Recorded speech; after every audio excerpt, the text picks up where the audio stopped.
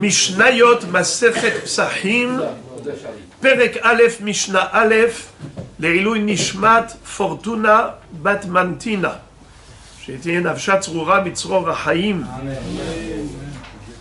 אור ל14, בודקין את החמץ לאור הנר. כל מקום שאין מכניסים בו חמץ, אין צריך בדיקה.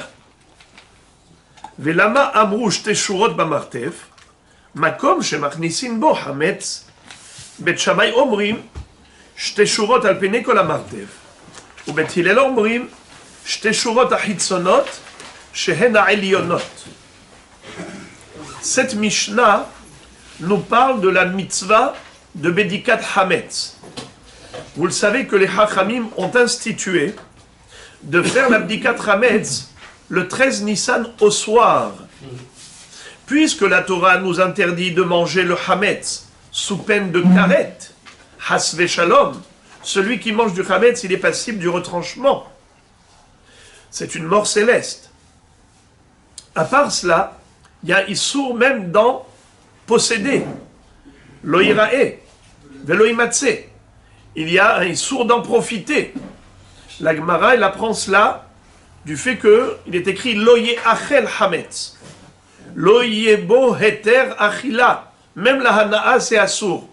Tout ce qui est mevilide achila, et quand on vend quelque chose, ça nous procure de l'argent qui peut servir ensuite la achila. Issour hana'a. Alors je répète, Issour achila, Issour hana'a, Issour balira et balimatse. En plus, la Torah nous dit Arbayom arishon tashbitu seor mi batechem. Le chametz, il faut le brûler. Pour le brûler, il faut le trouver. Pour le trouver, il faut le chercher. Alors, Chachamim m'ont dit, Tzarich livdok. Or, les Arba'asar, botkin et hametz leoran. Maintenant, la Mishnah nous dit, cette mitzvah de bdikat hametz, les oraner à la lueur d'une bougie, on va aller rechercher le hametz dans les coins et recoins de la maison, c'est une mitzvah qui n'a lieu que dans un endroit qui est éventuellement contenant du hametz. C'est-à-dire qu'il est possible d'avoir fait rentrer du hametz dans cet endroit. Il est susceptible d'en trouver. Mais un endroit où, généralement, on ne fait pas rentrer du hametz là-bas, les hachamim n'ont pas imposé à l'homme la bédikat hametz. Un endroit où on fait rentrer que des livres, que des cahiers, que des habits, eh bien, il n'y a pas besoin de faire la bédikat hametz. Makom she'en machnisin bo hametz, eno tzarich bdika. Ça, c'est la règle. Alors, la Mishnah pose la question. Velama amrou, shte shurot ba martef. Alors, dans ce cas-là, pourquoi les Chachamim ont dit qu'il faut faire une bédikat hametz dans la cave à vin? La cave, le martef, où on met là-bas les tonneaux de vin. Pourquoi faire la bédikat hametz? Puisque normalement, on ne fait pas rentrer de pain là-bas, on ne fait pas rentrer du hametz. Réponse, makom shemachnisim bo hametz. Même dans le martef, où normalement il n'y a pas de hametz, mais il y a un endroit qui est susceptible de contenir du hametz. Quel endroit? Mahloket. Bet Shammai, Bet Hillel. Bet Shammai omrim, shte shurot al pene kol hamartef. Ou Bet Hillel omrim, shte shurot achitzonot shen ha'elyonot. D'après Bet Shammai, qui sont mahmirim, ils nous disent shte shurot al pene kol hamartef. Ça veut dire quoi? Lorsque je rentre dans le martef, qu'est-ce que je vois en face de moi? Je vois des tonneaux de vin.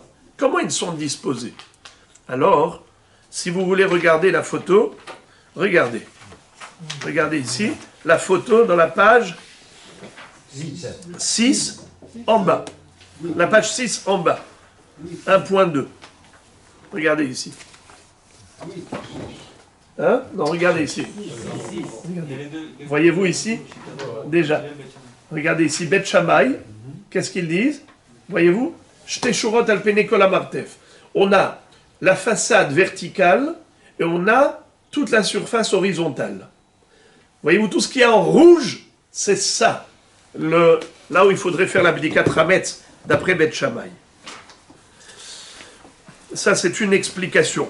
Mais Emet, il y a dans la Gemara une autre explication qui dit que Shteshurot alpine kolam martef, ce sont les deux façades verticales.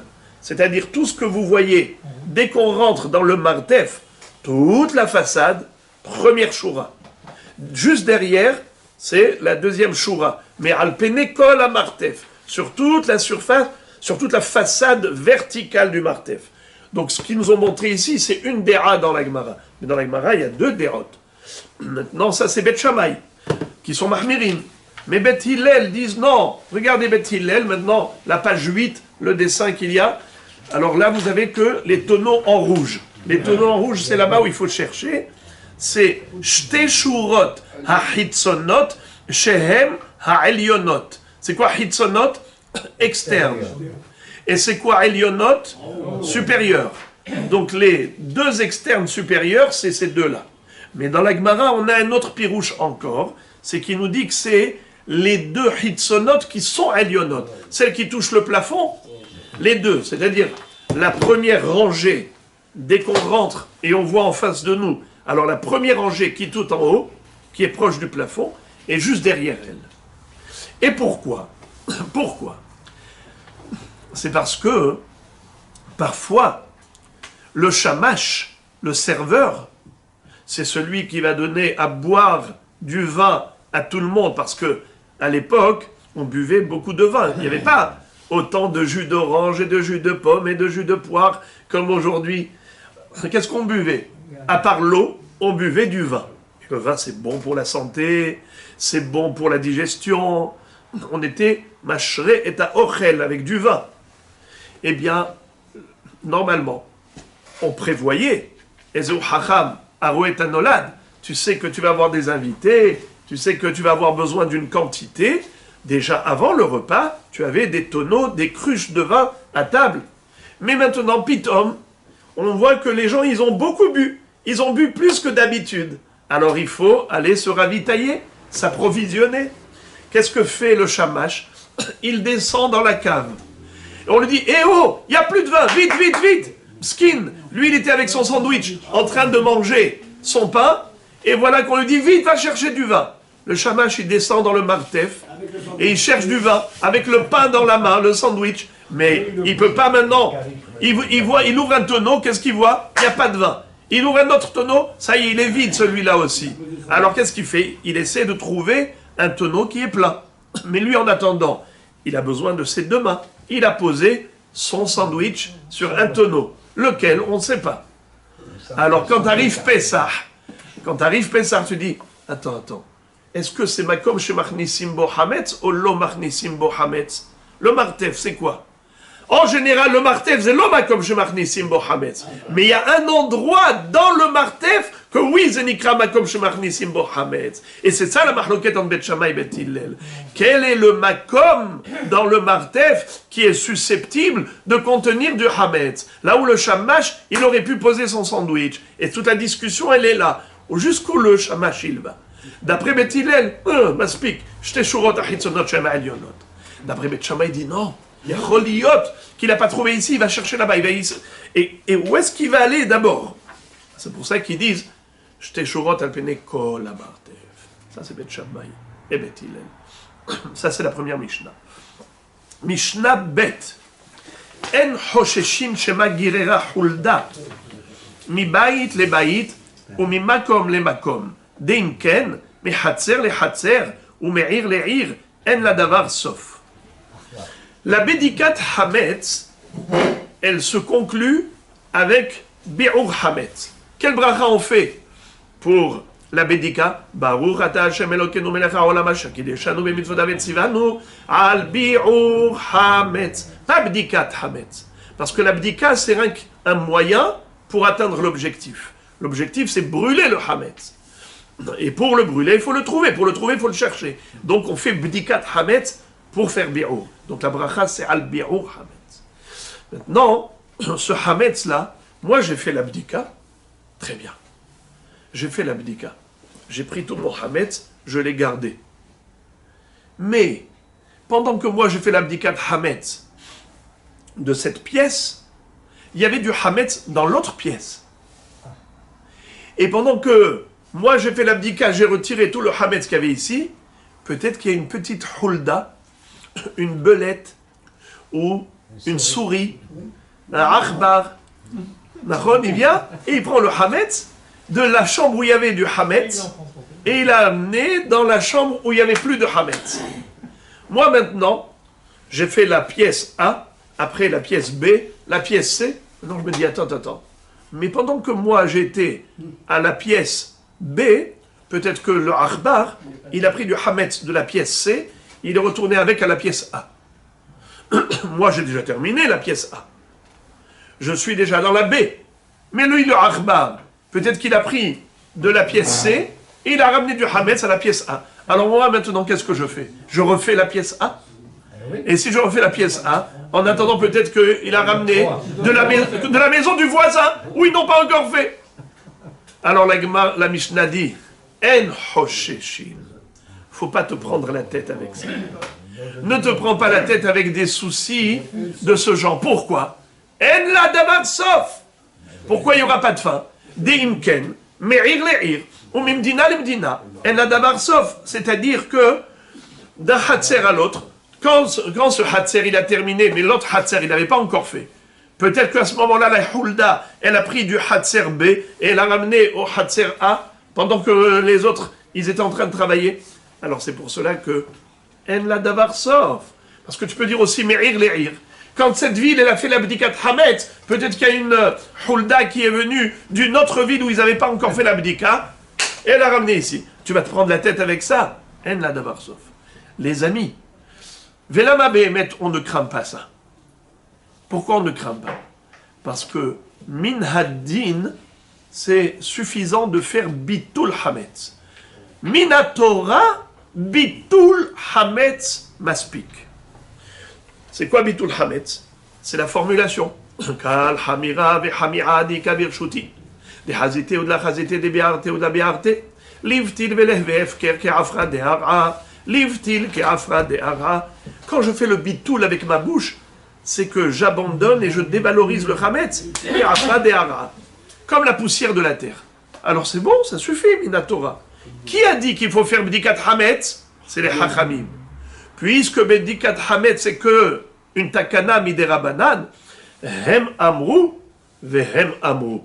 Eux qui nous ont dit fais bdikat hametz, eux nous ont dit qu'une fois que tu as fait l'abdika, ça y est, c'est bon. Ne te prends pas la tête. Tu as fait ce qu'il fallait faire, c'est-à-dire, il y a Choliot qui a eu un akhbar qui a pris du hametz de là-bas, il l'a amené ici.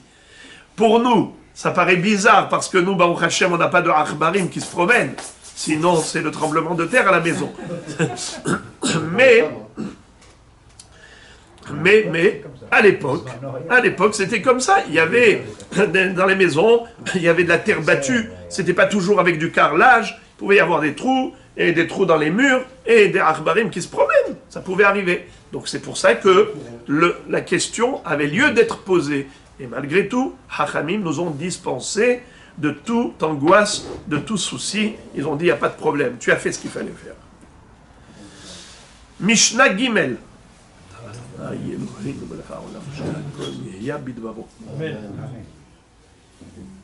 Rabbi Yehuda Omer, Botkin, Or Arba'a Asar.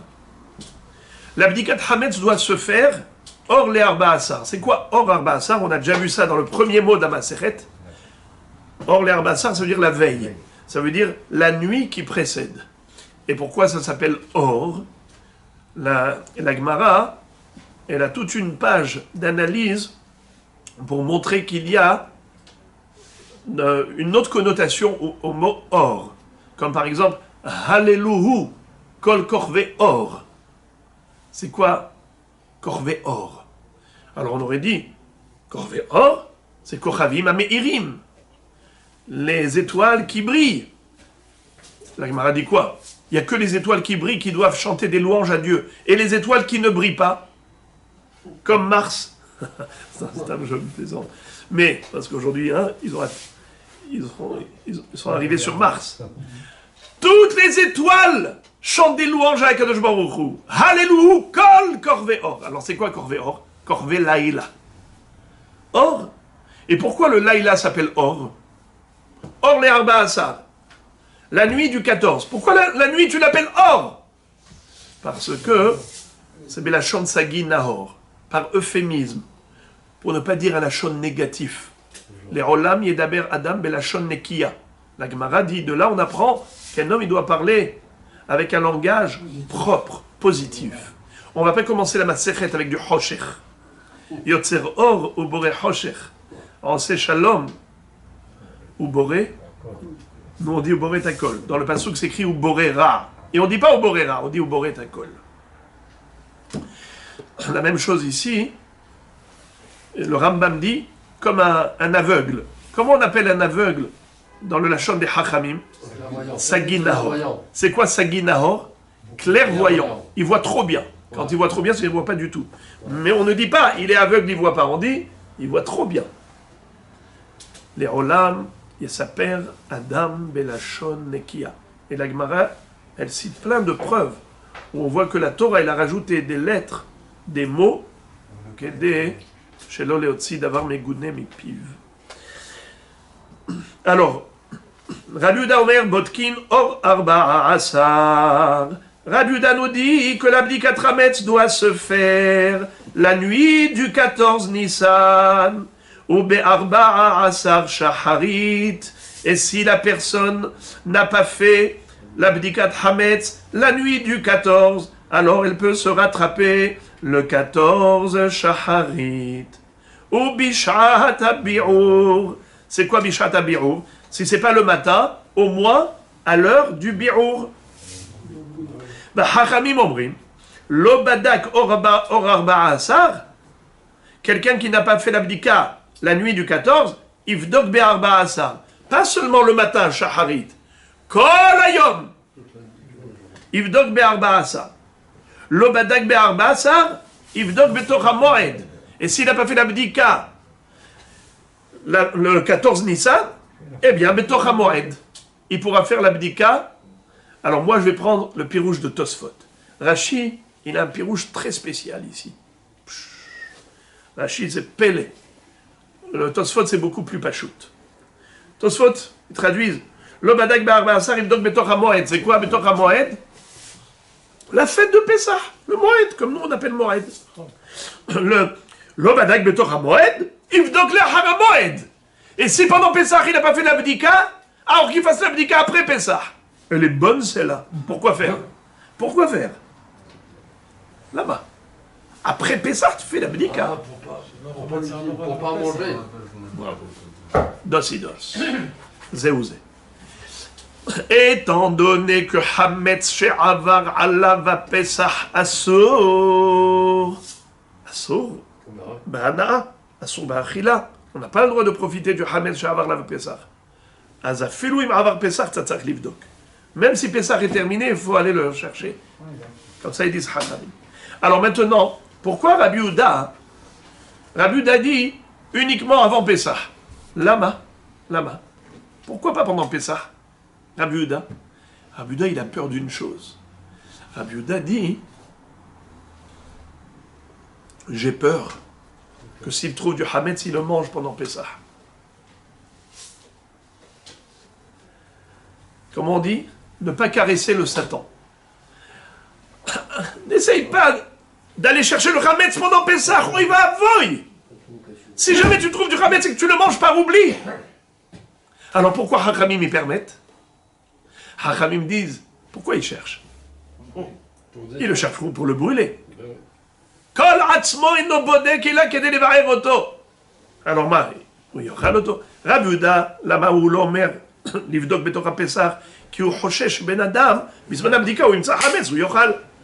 אבל חכמים אומרים, אין חשש כזה, כי כל המטרה שלו זה לחפש אותו כדי לשרוף אותו.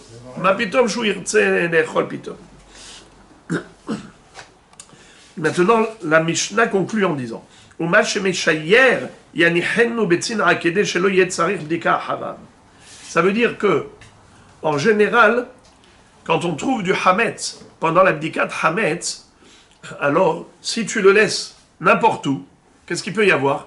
Il y a un enfant qui arrive et il le prend et il le remet là-bas. un bébé qui s'amuse, il peut l'amener n'importe où. Ou bien, hulda, akhbar. Il peut y avoir toutes sortes de petites bêtes, des bestioles qui pourraient récupérer et déplacer d'un endroit à l'autre. Et toi, après, qu'est-ce que tu vas faire? C'est pour cela que, par exemple, tu as laissé ici, on va dire, 10 morceaux de pain. Tu arrives le matin, tu trouves que 8. Matin assez. Il y a quelqu'un qui a touché les deux. Alors, qui est-ce qui a pris ici? Il demande à tous les enfants. Il dit, non, c'est pas moi. Ah non, c'est pas moi. Attends, mais ça s'est pas envolé tout seul. Ça s'est pas volatilisé. Makara. Alors, il va devoir faire l'abdika. Tu veux pas avoir des bariotes? Mets dans un sac, tu fermes, tu es tranquille. Yanihenu betsina. Tu le mets en cachette. Tu le poses dans une cachette. Mishnah Dalet.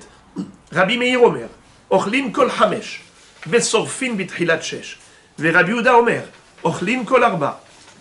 Vetolin kol hamesh. Vesorfin bitchilat shesh. C'est-à-dire, on sait que la Torah nous a interdit le hametz le 14 Nissan à Hatzot. D'où on l'apprend? Du pasuk. Ach bayom harishon tashbitu seor mibatechem. Quand on dit Ach bayom harishon tashbitu seor mibatechem, c'est quoi bayom harishon? On aurait pu nous traduire bayom harishon, c'est le premier jour de la fête, c'est le 15 Nissan. Chas shalom. Le 15 Nissan, tu as du hametz? Mapitom. Bayom harishon. C'est quoi harishon? Yom kodem. C'est comme Vayetse harishon kulo admoni. Vayetse harishon admoni kulo ki aderet se'ar. Il y avait Yaakov Avinu et Esav. Qui est sorti le premier? Esav. Vayetse harishon admoni. Mais c'est qui le ikar du Zera de Yitzhak? C'est Yaakov. Qui Yitzhak qui carré le Chazara, Yitzhak belo kol Yitzhak. C'est Yaakov et pas Esav. Alors, pourquoi on dit Vayetse harishon? Nahon, harishon c'est Esav. Il dit parce qu'il est harishon. Il n'est pas rishon. Il est kodem harishon. C'est lui qui a ouvert la porte au rishon. Esav, il a ouvert la porte à Yaakov pour que Yaakov y passe. Mais, donc il y a le rishon, il y a le harishon, c'est celui qui vient avant le rishon pour préparer. La même chose, on a la fête et on a la veille de la fête. Le 14 Nissan, il s'appelle harishon. Et la Gemara, elle cite plein de psukim.